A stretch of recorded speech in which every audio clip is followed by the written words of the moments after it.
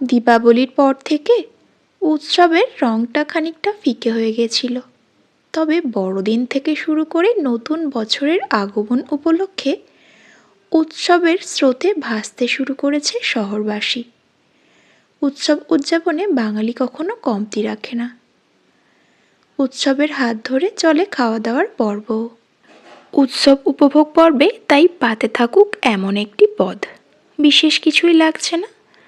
2 চামচ সাদা তেলে 3টে মাঝারি সাইজের পেঁয়াজ, 2টো মাঝারি সাইজের টমেটো আর 4-5টা কাঁচা লঙ্কা 2 মিনিটের জন্য লো ফ্লেমে একটু ভেজে তুলে নিয়েছি।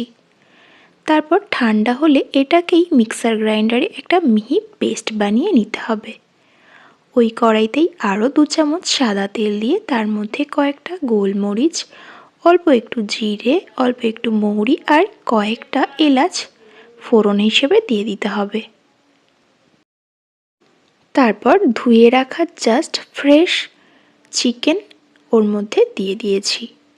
দিয়ে উপর থেকে পরিমাণ মতো লবণ ছড়িয়ে এটাকে মিনিট 5 একটু লো ফ্লেমে ভেজে নিতে হবে, যতক্ষণ না পর্যন্ত চিকেনের রঙটা চেঞ্জ হয়ে যায়।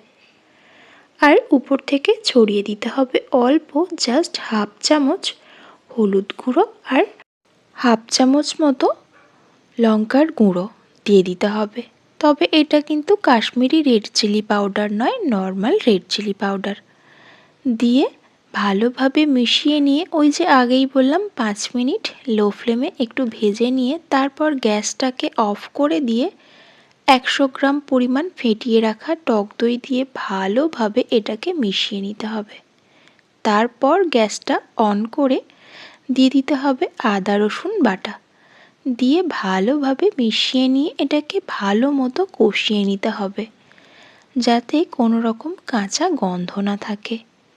এক্ষেত্রে বলে রাখি, আমি 400 গ্রাম পরিমাণ চিকেন ব্যবহার করেছি, সেই অনুযায়ী কিন্তু সমস্ত উপকরণগুলো ব্যবহার করেছি। তাই মাংসের পরিমাণ অনুযায়ী কিন্তু উপকরণগুলোর পরিমাণ নির্ভর করবে। এরপর ঢাকনাটা খুলে জিরে আর ধনে বাটা দিয়ে আরও মিনিট 4 একটু ভালো মতো কষিয়ে নিতে হবে। তারপর ওই যে আগে থেকে পেঁয়াজ, টমেটো, কাঁচা লঙ্কা একটু ভেজে নিয়ে তারপর সেটাকে বেটে রেখেছিলাম, সেটা দিয়ে দিতে হবে। দিয়ে বেশ ভালো মতো কষিয়ে নিতে হবে সবটা।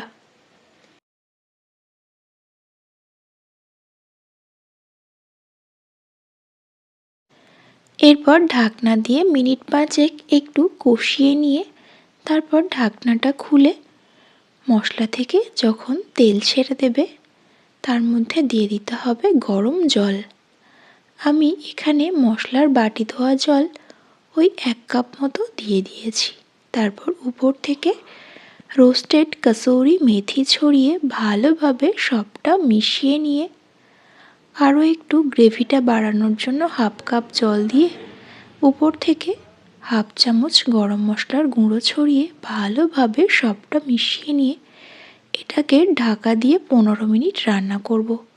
তবে মাঝে মাঝে কিন্তু অবশ্যই একটু ঢাকনাটা খুলে নাড়াচাড়া করে নিতে হবে, যাতে কোনোভাবে মশলাটা না কড়াইয়ের তলায় লেগে যায়।